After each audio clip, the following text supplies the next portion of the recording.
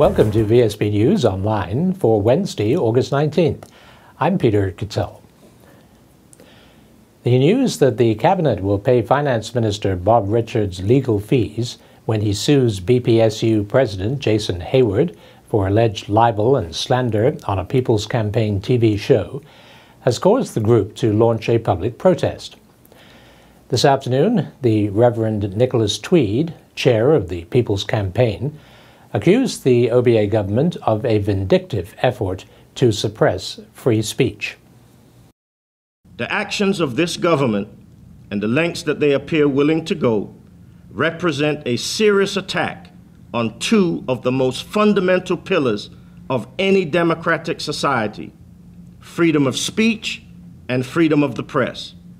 The fact that this action is being sanctioned by the Cabinet, who have taken the unprecedented step to pay for the legal fees in this matter, is indicative of this government's practice of putting their own personal self-interest above the public good, and enshrines as official policy of this government the silencing of public discourse and dissent in Bermuda. The authors of this action are engaging in a vicious and vindictive effort to suppress and silence free speech on this island, and to intimidate and scare people by making a scapegoat of Mr. Hayward and anyone else who dares to question them. Neither this nor any other action, legal or otherwise, can redeem the character of this government, and it will not silence the voice of the people. Fellow People's Campaign member Chris Ferbert said that all three of the people involved, namely Mr. Hayward, the Reverend Tweed, and himself, should have been held responsible, not just Mr. Hayward. The issue was a People's Campaign issue. If you look at the program of May the 11th, if you looked at the bottom of the screen that night, it says that this program was being sponsored by the People's Campaign. National, we believe that the minister, in his insight, should have actually came after the three of us, because Mr. Hayward was not on that program by himself. We were representatives of the People's Campaign, and as a result of that, the charges should have been brought against the three of us. So whilst I do understand the minister, in his wisdom now, through his attorney, is singling Mr. Hayward out because of certain statements that he made, their statements that were made were all in relationship to the documentation that we hear. And I don't think anything different can be said. I think looking at the documents coming from Mr. Richards' lawyer, it clearly states that all of Mr. Hayward's comments was in relationship to the documentation that we received from petty legislation. Nothing that was made up by Mr. Hayward, nothing that was made up by Mr. Tweed, nothing that was made up by Mr. Ferbert. All documentation, as we see it, is proven. Now, as it relates to legal, I don't want to get into legal course and all that kind of stuff. Mr. Hayward is attending his legal course right now, and we'll do what we can. If he asks us for assistance, we'll certainly have his back. With construction scheduled to begin next year, St. Georgians can look forward to a hotel on the site of the old Club Med Resort. Or can they? Charles Webb went to the old town this morning and sent this report. It was in August of 2008 when the old Club Med Resort disappeared under a cloud of smoke during what was Bermuda's first building implosion in history. Plans were afoot for another hotel to be erected on the site, but after a series of stops and starts, steps and missteps, the site became overgrown and a dumping ground for a few derelict vehicles. In the House of Assembly on Monday, Tourism Minister Sean Crockwell announced that the days of promises and missteps were over. Construction will start on a new hotel next year. Bermudians have heard this many times before, so we asked a carriage driver, a shopkeeper, and a repeat visitor what they thought. Oh, I think it's a great idea. It'll bring more tourists. I just think it would be a great idea. It generates more revenue for us locals, but I just hope that it stays to our building codes, and hopefully they don't take the beach that's down there, the Catherine's Beach. It stays public for locals and tourists alike. But I think it would be a wonderful thing. I wish they would hurry up so we can, start making some money down here. I mean, at the end of the day, I'm a resident in St. George's. I live right over by Tobacco Bay on the golf course.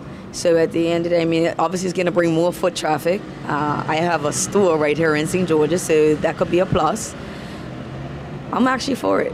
You know, I just believe at the end of the day, we have to make sure that some Bermudian locals get part of that, you know, construction piece, employment, whatever. Are you concerned about how long it's taking? No, we've waited how many years? So, I mean, at the end of the day, let's just break ground and see what happens. I think it's a great idea. We've come here every year for 5 or 6 years now. We'll continue to do so. And I think more people should be able to experience it here, as long as you don't lose the historical sites and value. But I think having another hotel and bringing people here and bringing more money to the town, people getting to enjoy it and everything that it brings would be great. Now that the dust from the old Club Med has truly settled, only time will tell whether the optimism of a carriage driver, a shopkeeper, and a repeat visitor will come to fruition. For VSB News, I'm Charles Webb. Weather forecasters are keeping one eye on Tropical Storm Danny as it shows signs of developing into a hurricane by as early as Thursday, as it heads at 12 knots for the northern Caribbean. And the other eye on a disturbance that has appeared 200 miles to our west.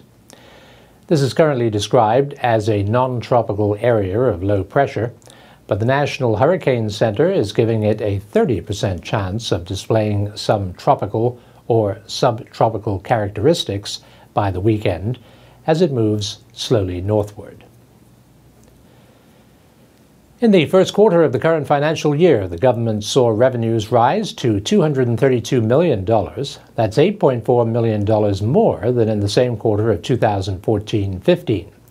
Expenditure at $231 million was $2.9 million up, and capital expenditure was in line with last year at $9.25 million. The primary reason for the increase in revenue was a rise in payroll tax collections of $2.7 million, higher receipts from customs duty of $4.4 million, and higher stamp duties. Debt service costs for the first 3 months was $42 million, of which interest payments amounted to $29.4 million. And we'll be back with more news right after this.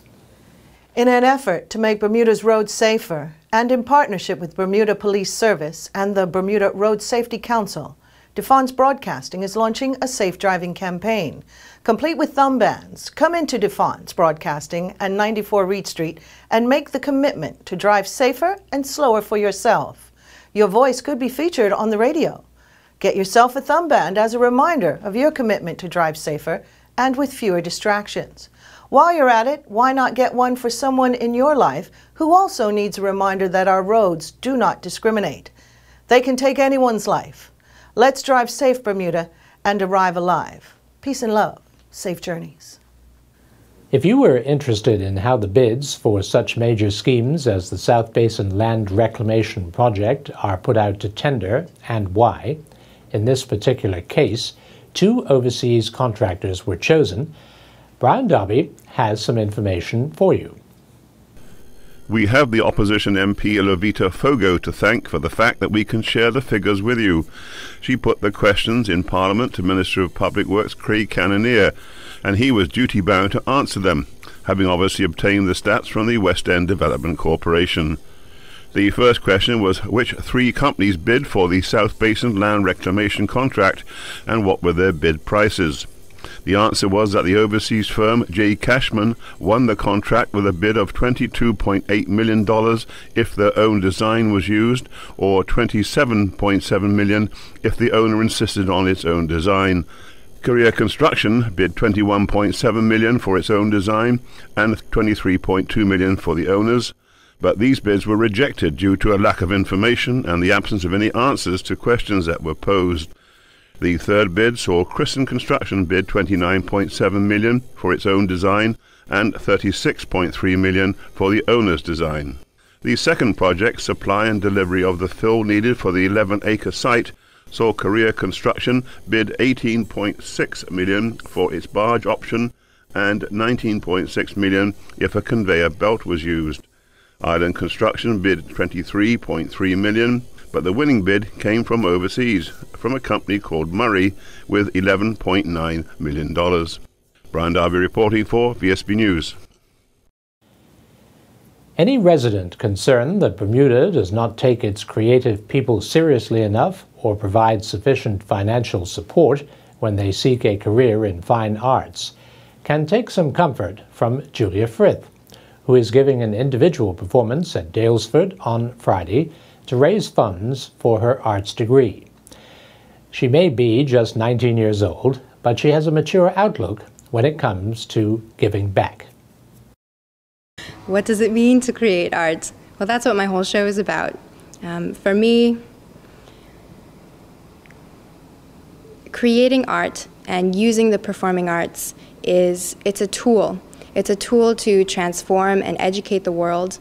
It's a tool to find the truth within myself, to help to uplift and empower both myself and communities. And so that's what I'm looking to do, both in this one show and with the rest of my life. How important are these scholarships to young people? Well, speaking personally, there would be no way that I could pay for my education this year without the help of these scholarships. There's a great importance for the community to come together and to support their youth to do what they need to do, because in the end they're investing in their own future. They're investing in the future of the island of Bermuda. They're investing in the future of the world. And so for me, when I received the Bermuda Arts Council, they gave me $10,000. It was a big game changer, and I realized that I could actually get this degree and that I could do this. And when I received the $5,000 bursary from BMDS, that's when I thought to myself, I wonder if I could use their theater space too and, and make a show and give them my thanks. It went from there. And it went from there. Dominique Richardson, a graduate of Berkeley Institute with a Bachelor of Science degree in Business Administration and a Master's in Finance, has been selected as the 2015 graduate trainee for the two-year ACE graduate trainee program. This is designed to prepare students for careers in the insurance industry, complete with business experience and professional designations. Dominique was one of 6 students selected for the inaugural ACE Select Internship program, which led to the latest accomplishment. And now we turn to Earl Baisden with the latest from the sports desk. Day 3 of the 2015 Senior Caribbean Individual Squash Championships saw action resume in the Cayman Islands, with Bermuda players back on the courts. In the women's individual final, number 2 seed Runa Retta was defeated by number 1 seed Karen Mickens from Barbados in 4 games. Meekins won the first game 11-7, then won the second game 11-8, but Retta would win the third game 11-5 to make the score 2-1. Meekins would then close out the match, winning the fourth game 11-8. Michael Franklin and Noah Brown faced off against each other in the men's consolation semifinals. Franklin needed 4 games to get the better of Brown. Franklin defeated Brown 11-6, 13-15, 11-1, 11-3. Franklin then won the consolation final after he defeated Julian Morrison from Jamaica 11-8, 11-7, 8-11, 11-3. Jillian Teixeira continued competing in the CSI 2 Grand Prix in Belgium. Teixeira and Amarula finished 41st, competing in the Table A 1.40 meter class. They recorded a time of 64.10, but they had 16 penalty foul points. Competing in the 1.45 meter class, riding Temerino, Teixeira finished 38th, clocking a time of 77.31, but they had 8 penalty foul points. Teixeira and the Duke of Somerset finished 28th, competing in the 1.20 meter class. The pair recorded a time of 68.66, but they registered 4 penalty foul points. Day 4 of the Laser Radial Youth World Championships saw competitors compete in only one race, with the second race that was scheduled canceled due to low winds. Cece and her brother Mikey Woman, as well as Peter Dill and Ben Smith, are all taking part. In the boys division, Mikey Woman started the day in 33rd and ended the day 31st with 76 net points after he recorded a 4th place finish. Dill finished the only race of the day in 31st and now has 105 net points and is in 57th place. Smith is in 84th place with 138 net points after finishing 45th. CC Woman is currently 25th in the girls division with 125 net points. Woman finished the day's lone race in 9th place. Jacob Butterfield lashed in a second-half equalizer to rescue a point for Nakee Wells and his Huddersfield Town teammates as they drew 1-1 at home last night against Brighton Hove Albion. Butterfield, subjected to 2 rejected transfer bids by Derby, struck from a tight angle on the 54th minute after a corner was only half cleared.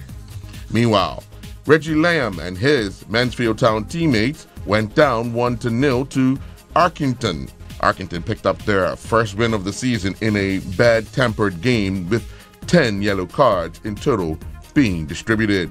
Eastern County Cup, as well as Bermuda Premier and First Division matches and Bermuda youngsters playing overseas, took center stage this past week as we now take a look at the top performers with both bat and ball. In the batting department, Rudolph Pitcher from St. David's Cricket Club was the top scorer for the weekend with a knock of 90 in his team's Premier Division win over Willicots, while Gennaro Tucker from Southampton Rangers had the second best knock, scoring 78 against the Somerset Cricket Club. Dalen Richardson scored 77 not out for the Bermuda Under-16 national team over in the UK.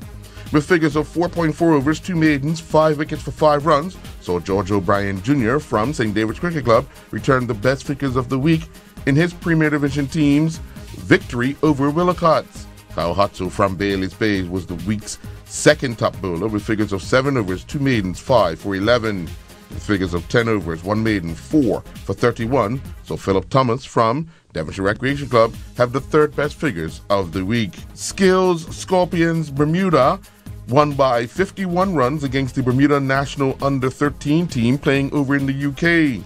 Skills won the toss and elected to bat, scoring 215 all out in 38.3 overs. Will Lucas was the top scorer with 94, while Ollie Van Noort added 23. Miguel Postlewhite was the pick of the Bermuda bowlers, returning figures of 5.3 overs, 3 wickets for 22 runs that included 1 maiden. In reply, the Bermuda National Under-13 team were bowled out for 164 in 37 overs. Marcus Scotland was the top scorer with 64. He faced 46 deliveries, hitting 12 fours in his 67-minute stay at the wicket. Leilani Nisbet added 16 runs, and Dominique Sabir was the only other batsman in double figures, scoring 10 runs. Oxfordshire defeated the Bermuda Under-16 team by 171 runs. Oxfordshire batted first and had Charlie Miller scored 130 runs to guide them to a total of 270 for 6 in their allotted 40 overs. Oxfordshire won the toss and elected to bat. Miller was not out and got assistance from Tom Powell, who scored 38, and Oliver Mercer, who added 23. Cameron Mason returned figures of 5 overs, 2 for 15 to lead the Bermuda Under-16 bowling attack. In reply, Dalen Richardson was the top scorer with 20, as Bermuda was bowled out for 99 in 32.4 overs. Christine Singh added 19, and Jade Morrissey scored 14. The Highland Spring Junior Open Tennis Tournament got underway at the Pomanda Gates Tennis Courts in girls' singles round-robin action. Imani Phillips defeated Shelby Medeiros in straight sets 6-2, 6-3. Amir Thomas showed he has improved with back-to-back victories in 2 different divisions. He first defeated Jan Sutton in the boys' 16 division in a 3-set battle, 3-6, 7-6, 10-3. He then defeated Daniel Phillips in the boys' 14 singles division in 3 sets, 5-7, 6-4, 10-3. Thomas later teamed up with Scott Redmond and they defeated Benjamin Jones and Cairo Morton in the boys' 18 doubles in another 3-setter, 6-4, 1-6, 10-5. I'm Earl Basden reporting for VSB Sports. Looking at the weather for Thursday, August 20th, there will be sunny periods with a few showers around and a chance of thunder. Winds will be variable and light, settling southeasterly in the evening. We are expecting a high near 85 Fahrenheit and a low near 78 Fahrenheit. This weather report is courtesy of the Bermuda Weather Service. Thank you for watching VSB News Online for Wednesday, August 19th. I'm Peter Cattell.